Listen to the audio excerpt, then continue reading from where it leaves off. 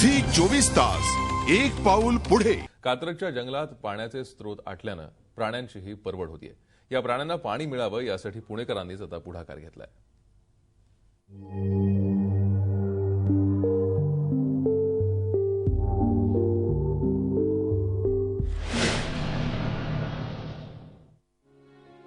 ऐन उन्हाळ्यात पुणेकरांसाठी एक वेळचाच पाणी पुरवठा होतोय।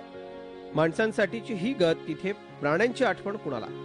कात्रज जंगलामधल्या हरिण, ससे, कोल्हे, लांडगे आणि माकड अशा प्राण्यांवर पाण्यासाठी वणवण करण्याची वेळ आली आहे। याच प्राण्यांसाठी जैन सोशल ग्रुपनं कात्रजच्या घाटात एक विशेष हौद उभारलाय।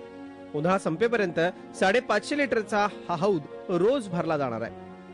हा हौद बांधल्याने माकडे जिवंत राहतील। जे आपले प्राणी पक्षी वगैरे सगळे लोक आहेत इकडे हरणं, पक्षी, बिबट्या हे सगळे लोक येऊन पाणी पितात। याच्याने आपलं निसर्ग सौंदर्य राहील।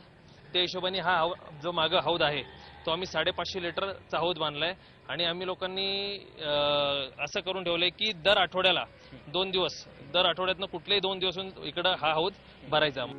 पुणेकरांनी एक वेळच्या पाणी कपातीनंतर राजकारणी आणि प्रशासनाला धारेवर धरलं। त्यामुळे किमान त्यांची पुढची पाणी कपात तरी टळली आहे। प्राण्यांकडे मात्र अशी सोय नाही, त्यामुळे प्राण्यांसाठी माणसांनाच पुढाकार घ्यावा लागणार आहे।